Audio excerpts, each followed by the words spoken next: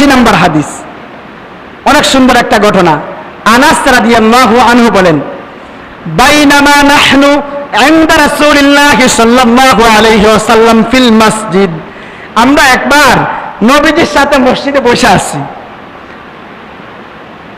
ইয জাআ আরাবিয়ুন ফাকামা ইয়াবুলু feel মসজিদ, তো একজন গ্রাম্য সাহাবী ইসলাম সম্পর্কে তেমন বেশি জানে না, মসজিদে আইসা দাঁড়ায়া পেশাব করা শুরু করে দিচ্ছে, দাঁড়ায়া পেশাব করা শুরু করে দিচ্ছে। গ্রামের মানুষ সহজ সরল আইসা মসজিদের ভিতরে, তাও বাচ্চা না বড় মানুষ, তো সাহাবীরা তো রাসূলের সাথে বসা, তো সাহাবীরা বলছেন না না তুমি কি করতেছো, থামো, মসজিদে কি পেশাব করা যায়?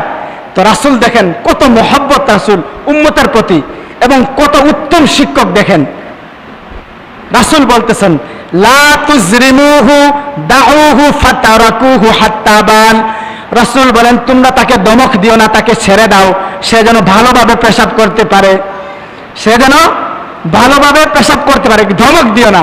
তো সাহাবীরা রাসূলের কথা শুনে সাইরা দিচ্ছেন, তো ওই লোক ভালোভাবে পেশাব করছে।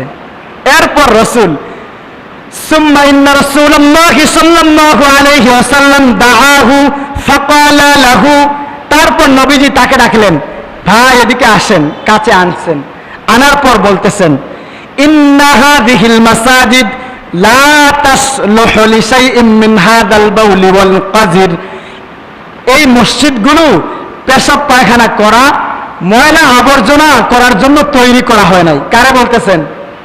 ওই যে গ্রাম্য সাহাবীকে।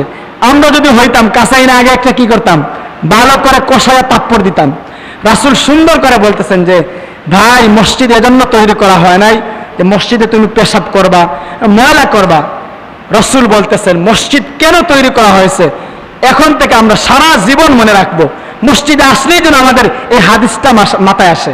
রাসূল বলেন ইন্নামা হিয়া লিযিকরিল্লাহ ওয়াস সালাহ ওয়া কিরাআতিল কুরআন, নিশ্চয় মসজিদ তৈরি করা হয়েছে জিকির করা, নামাজ আদায় করা, কুরআন তেলাওয়াত করার জন্য। মসজিদ তৈরি করা হয়েছে জিকির করা, নামাজ আদায় করা, কুরআন তেলাওয়াত করার জন্য। তাহলে মসজিদে যখন আমরা আসবো, মসজিদে এসে দুনিয়াবি কথাবার্তা না বলা। এরপর 8 নম্বর জানলাম মসজিদ কেন তৈরি করা হয়েছে। আমরা জানলাম মসজিদ 3 কাজের জন্য তৈরি করা হয়েছে। 1 নম্বর, 2 নম্বর, 3 নম্বর। তো অনেক মসজিদে দেখা যায় আইসা শুধু টাইম দেখেন, আইসা শুধু টাইম দেখে